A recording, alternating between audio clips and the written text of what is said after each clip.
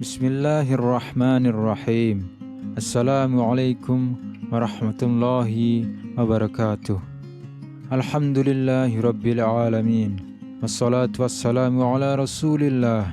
La hawla wa la quwwata illa billahil aliyyil azim. Amma ba'du.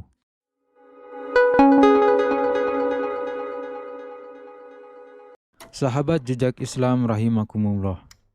LGBT pada zaman sekarang ini sudah benar-benar memprihatinkan. Beberapa pelakunya sudah berani mengaku secara terang-terangan. Bahkan beberapa di antara mereka adalah seorang artis dan merasa bangga dengan perilaku menyimpang mereka.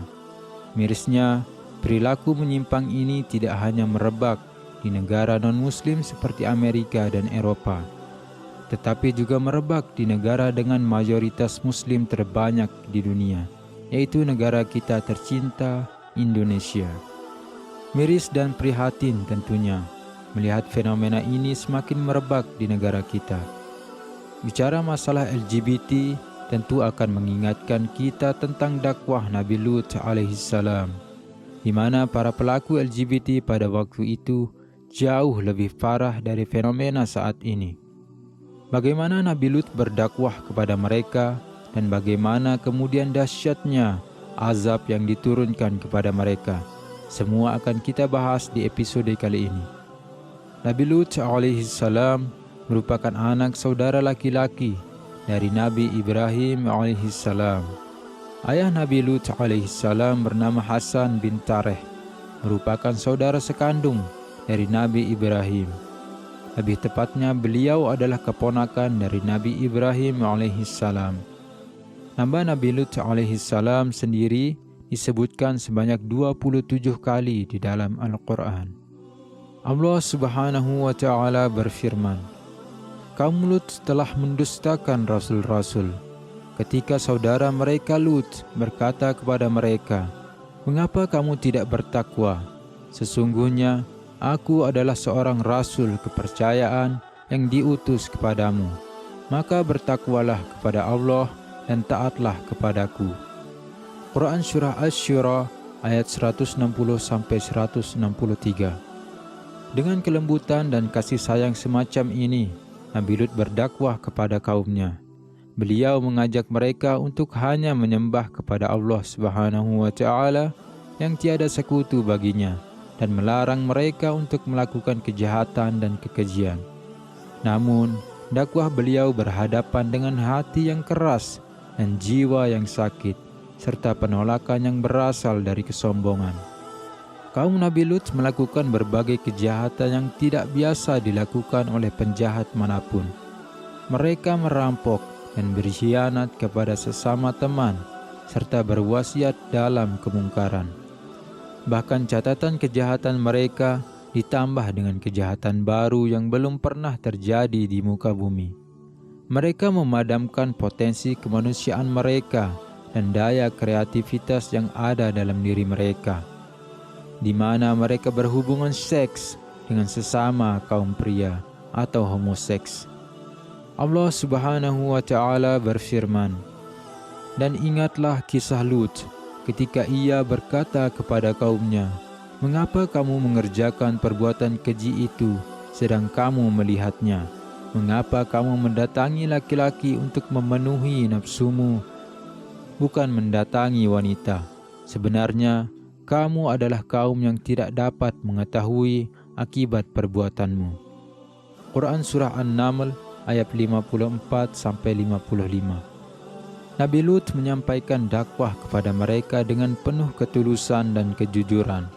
Namun apa gerangan jawaban dari kaumnya?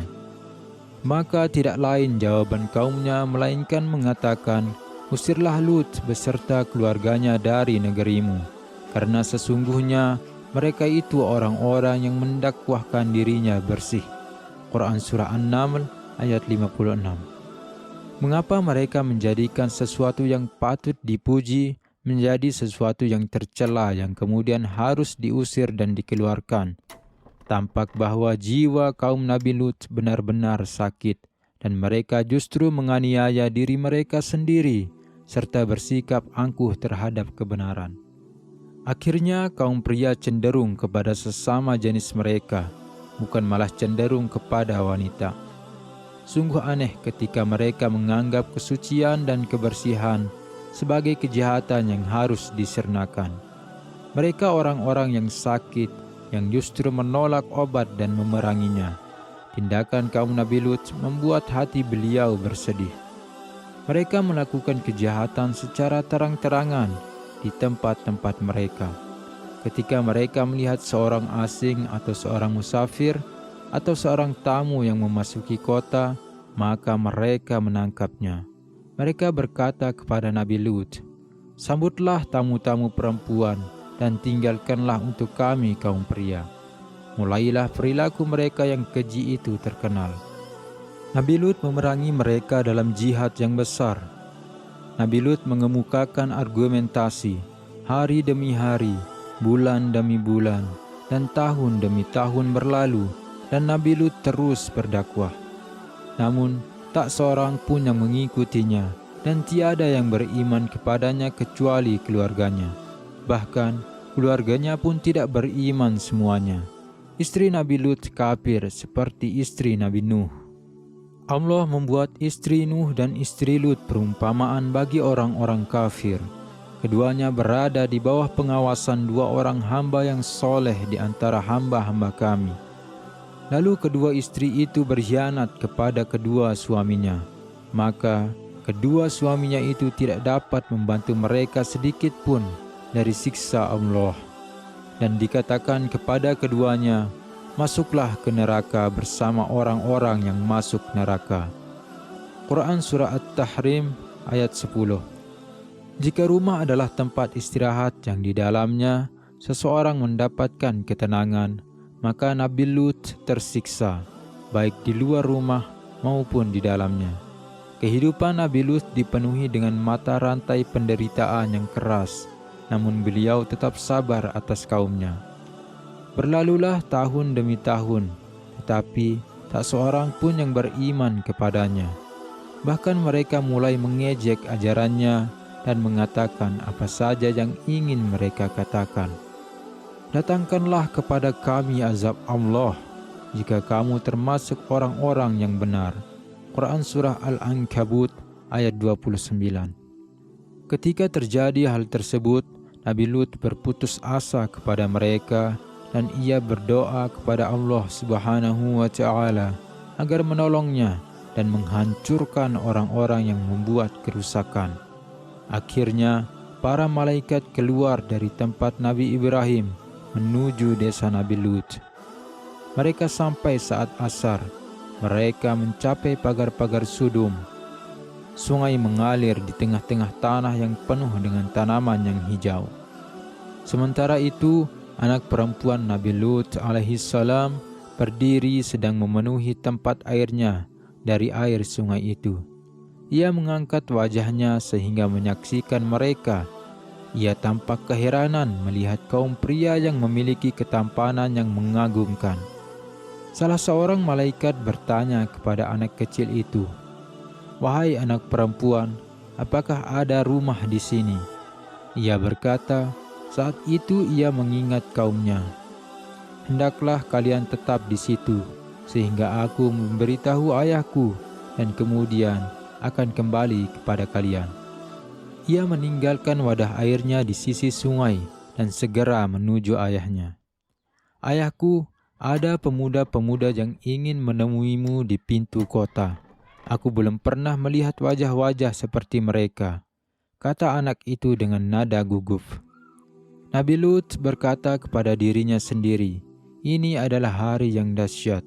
Beliau segera berlari menuju tamu-tamunya. Ketika Nabi Lut melihat mereka, beliau merasakan keheranan yang luar biasa. Beliau berkata, "Ini adalah hari yang dahsyat." Beliau bertanya kepada mereka, dari mana mereka datang dan apa tujuan mereka. Mereka malah terdiam dan justru memintanya untuk menjamu mereka. Nabi Lut tampak malu di hadapan mereka. Kemudian beliau berjalan di depan mereka sedikit, lalu beliau berhenti sambil menoleh kepada mereka dan berkata, saya belum mengetahui kaum yang lebih keji di muka bumi ini selain penduduk negeri ini. Beliau mengatakan demikian dengan maksud agar mereka mengurungkan niat mereka untuk bermalam di negerinya. Namun mereka tidak peduli dengan ucapan Nabi Lut dan mereka tidak memberikan komentar atasnya. Nabi Lut kembali berjalan bersama mereka, dan beliau selalu berusaha untuk mengalihkan pembicaraan tentang kaumnya. Nabi Lut memberitahu mereka bahwa penduduk desanya sangat jahat dan menghinakan tamu-tamu mereka. Di samping itu, mereka juga membuat kerusakan di muka bumi dan seringkali terjadi pertentangan di dalam desanya. Pemberitahuan tersebut dimaksudkan agar para tamunya membatalkan niat mereka untuk bermalam di desanya tanpa harus melukai perasaan mereka dan tanpa menghilangkan penghormatan pada tamu. Nabi Lut berusaha dan mengisyaratkan kepada mereka untuk melanjutkan perjalanannya tanpa harus mampir di negerinya. Namun, tamu-tamu itu sangat mengherankan. Mereka tetap berjalan dalam keadaan diam. Ketika Nabi Lut melihat tekad mereka untuk tetap bermalam di kota, beliau meminta kepada mereka untuk tinggal di suatu kebun, sehingga datang waktu maghrib dan kegelapan menyelimuti segala penjuru kota. Nabi Lut sangat bersedih dan dadanya menjadi sempit karena rasa takutnya dan penderitaannya, sehingga ia lupa akan memberi mereka makanan. Kegelapan mulai menyelimuti kota. Nabi Lut menemani 3 tamunya itu berjalan menuju rumahnya. Tak seorang pun dari penduduk kota yang melihat mereka. Namun istrinya melihat mereka, sehingga ia keluar menuju kaumnya dan memberitahu mereka kejadian yang dilihatnya. Kemudian tersebarlah berita dengan begitu cepat, dan selanjutnya kaum Nabi Lut menemuinya. Allah Subhanahu wa Ta'ala berfirman, "Dan tatkala datang utusan-utusan kami, para malaikat itu kepada Lut, dia merasa susah dan merasa sempit dadanya karena kedatangan mereka. Dan dia berkata, ini adalah hari yang amat sulit. Dan datanglah kepadanya kaumnya dengan bergesa-gesa.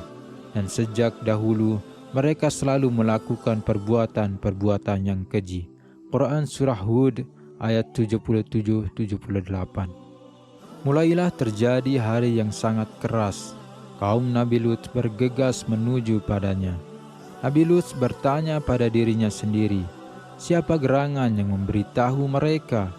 Kemudian ia menoleh ke kanan dan ke kiri untuk mencari istrinya, namun ia tidak menemuinya.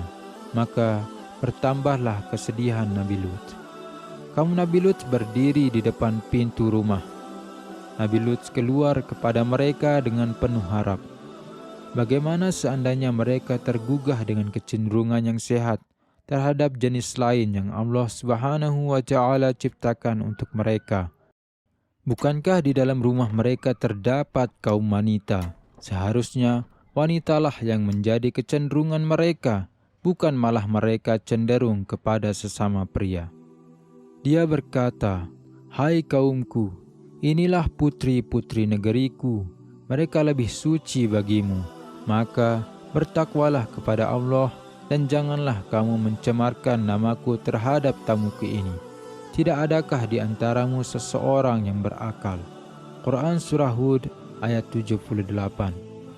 Inilah putri-putri negeriku. Apa yang dimaksud dengan pernyataan tersebut? Nabi Lut ingin berkata kepada mereka, di hadapan kalian terdapat wanita-wanita di bumi. Mereka lebih suci bagi kalian dalam bentuk kesucian jiwa dan fisik. Ketika kalian cenderung kepada mereka, maka kecenderungan itu merupakan pelaksanaan dari fitrah yang sehat. Maka bertakwalah kalian kepada Allah Subhanahu wa Ta'ala. Nabi Lut berusaha menjamah jiwa mereka dari sisi takwa setelah menjamahnya dari sisi fitrah. Bertakwalah kepada Allah Subhanahu wa Ta'ala dan ingatlah bahwa Allah Subhanahu wa Ta'ala mendengar dan melihat serta akan murka dan menyiksa orang-orang yang durhaka. Seharusnya orang yang berakal sehat menghindari murkanya.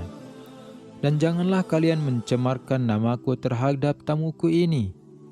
Ini adalah usaha gagal dari beliau yang mencoba menggugah kemuliaan dan tradisi mereka sebagai orang Badui yang harus menghormati tamu, bukan malah menghinakannya. Tidak adakah di antaramu seorang yang berakal? Tidakkah di antara kalian terdapat orang yang mempunyai pikiran yang sehat? Tidakkah di antara kalian terdapat laki-laki yang berakal? Apa yang kalian inginkan jika memang terwujud, maka itu hakikat kegilaan. Akal adalah sarana yang tepat bagi kalian untuk mengetahui kebenaran. Sesungguhnya perkara tersebut sangat jelas kebenarannya jika kalian memperhatikan fitrah, agama, dan harga diri. Kaumnya menunggu hingga beliau selesai dari nasihatnya yang singkat. Lalu mereka tertawa terbahak-bahak. Kalimat Nabi Lut yang suci itu tidak mampu mengubah penderian jiwa yang sakit, hati yang beku, dan pikiran yang bodoh. Mereka menjawab, "Sesungguhnya kamu telah tahu bahwa kami tidak mempunyai keinginan terhadap putri-putrimu, dan sesungguhnya kamu tentu mengetahui apa yang sebenarnya kami kehendaki." Quran Surah Hud ayat 79. Demikianlah tampak dengan jelas bahwa kebenaran tersembunyi di balik pengkaburan. Suatu hal yang diketahui oleh dunia semuanya. Mereka tidak mengatakan kepadanya apa yang mereka inginkan karena dunia mengetahuinya, dan selanjutnya ia juga mengetahuinya, yakni isyarat yang buruk pada perbuatan yang buruk. Nabi Lut alaihissalam merasakan kesedihan dan kelemahannya di tengah-tengah kaumnya. Dengan marah, Nabi Lut memasuki rumahnya dan menutup pintu rumahnya. Ia berdiri mendengarkan tertawa dan celaan serta pukulan terhadap pintu rumahnya. Sementara itu, orang-orang asing yang dijamu oleh Nabi Lut alaihissalam tampak duduk dalam keadaan tenang dan terpaku. Nabi Lut merasakan keheranan dalam dirinya ketika melihat ketenangan mereka, dan pukulan-pukulan yang ditujukan pada pintu semakin kencang. Mulailah kayu-kayu pintu itu tampak rusak dan lemah. Lalu Nabi Lut berteriak dalam keadaan kesal. Lut berkata, "Seandainya aku mempunyai kekuatan untuk menolakmu, atau kalau aku dapat berlindung kepada keluarga yang kuat, tentu aku lakukan."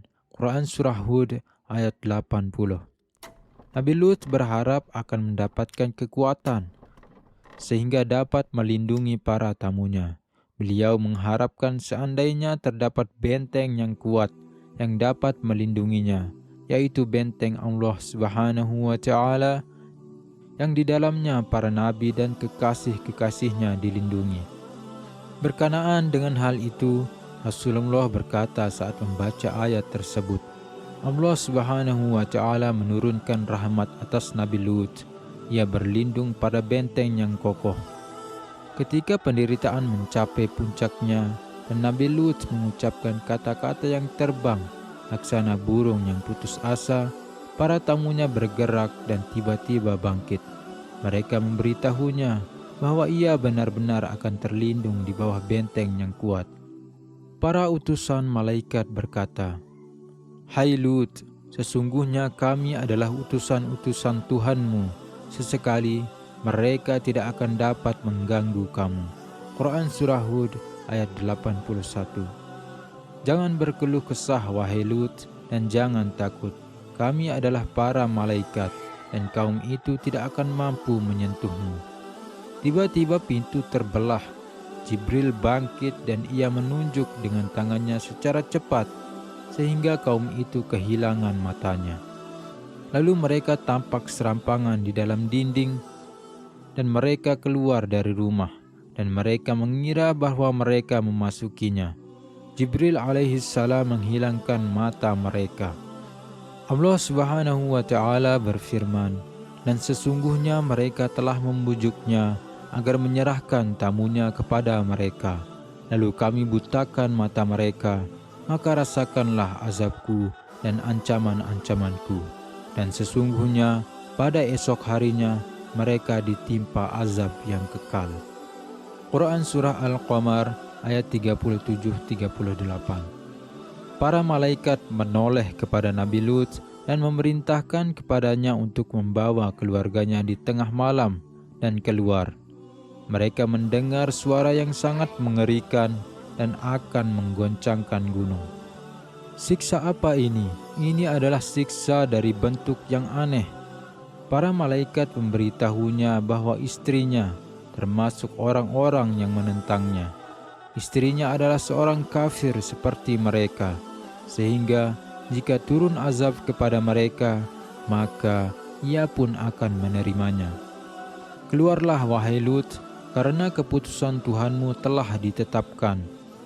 Nabi Lut bertanya kepada malaikat, apakah sekarang akan turun azab kepada mereka? Para malaikat memberitahunya bahwa mereka akan terkena azab pada waktu subuh. Bukankah waktu subuh itu sangat dekat? Allah Subhanahu wa Ta'ala berfirman, "Pergilah dengan membawa keluarga dan pengikut-pengikut kamu di akhir malam, dan janganlah ada seorang pun di antara kalian yang tertinggal, kecuali istrimu. Sesungguhnya dia akan ditimpa azab yang menimpa mereka, karena sesungguhnya saat jatuhnya azab kepada mereka adalah di waktu subuh. Bukankah subuh itu sudah dekat?" Quran Surah Hud ayat 81. Nabi Lut keluar bersama anak-anak perempuannya dan istrinya. Mereka keluar di waktu malam dan tibalah waktu subuh. Kemudian datanglah perintah Allah Subhanahu wa Ta'ala, maka tatkala datang azab kami jadikan negeri kaum Lut itu yang di atas ke bawah. Kami balikkan dan kami hujani mereka dengan batu dari tanah yang terbakar dengan bertubi-tubi, yang diberi tanda oleh Tuhanmu, dan siksaan itu tiadalah jauh dari orang-orang yang lalim. Quran Surah Hud ayat 82-83. Para ulama berkata, Jibril menghancurkan dengan ujung sayapnya 7 kota mereka. Jibril mengangkat semuanya ke langit, sehingga para malaikat mendengar suara ayam-ayam mereka dan gonggongan anjing mereka. Jibril membalikkan 7 kota itu dan menumpahkannya ke bumi. Saat terjadi kehancuran, langit menghujani mereka dengan batu-batu dari neraka Jahim, yaitu batu-batu yang keras dan kuat, yang datang silih berganti. Neraka Jahim terus menghujani mereka, sehingga kaum Nabi Lut musnah semuanya. Tiada seorang pun di sana. Semua kota-kota hancur dan ditelan bumi, sehingga terpancarlah air dari bumi. Hancurlah kaum Nabi Lut dan hilanglah kota-kota mereka. Nabi Lut mendengar suara-suara yang mengerikan. Istrinya melihat sumber suara dan dia pun musnah. Allah Subhanahu wa Ta'ala berfirman tentang kota-kota Lut, lalu kami keluarkan orang-orang yang beriman yang berada di negeri kaum Lut itu, dan kami tidak mendapati di negeri itu kecuali sebuah rumah dari orang-orang yang berserah diri, dan kami tinggalkan pada negeri itu suatu tanda bagi orang-orang yang takut kepada siksa yang pedih. Quran Surah Al-Dhariyat ayat 35-37. Dan sesungguhnya kota itu benar-benar terletak di jalan yang masih tetap dilalui manusia. Quran Surah Al-Hijr ayat 76. Dan sesungguhnya kamu, hai penduduk Mekah, benar-benar akan melalui bekas-bekas mereka di waktu pagi dan di waktu malam. Maka apakah kamu tidak memikirkannya? Quran Surah As-Saffat ayat 137-138. Yakni ia adalah bukti kekuasaan Allah Subhanahu wa Ta'ala yang zahir. Para ulama berkata bahwa kota-kota yang 7 menjadi danau yang aneh, di mana airnya asin dan deras airnya lebih besar dari derasnya air laut yang asin. Dan di dalam danau ini terdapat batu-batu tambang yang mencair. Ini mengisyaratkan bahwa batu-batu yang ditimpakan pada kaum Nabi Lut menyerupai butiran-butiran api yang menyala. Ada yang mengatakan bahwa danau yang sekarang bernama Al-Bahrul Mayyit yang terletak di Palestina adalah kota-kota kaum Nabi Lut. Tamatlah riwayat kaum Nabi Lut dari bumi. Akhirnya Nabi Lut menemui Nabi Ibrahim. Beliau menceritakan berita tentang kaumnya. Beliau heran ketika mendengar bahwa Nabi Ibrahim juga mengetahuinya. Nabi Lut terus melanjutkan misi dakwahnya di jalan Allah Subhanahu wa taala. Nabi Lut melanjutkan misi dakwahnya di jalan Allah Subhanahu wa taala seperti Nabi Ibrahim. Maka mereka berdua tetap menyebarkan Islam di muka bumi. Sekian episode kali ini, jangan lupa berikan like dan komentar positif agar video ini ditampilkan ke lebih banyak orang dan menjadi amal jariah kita semua. Amin ya rabbal alamin. Terima kasih sudah menonton. Wassalamualaikum warahmatullahi wabarakatuh.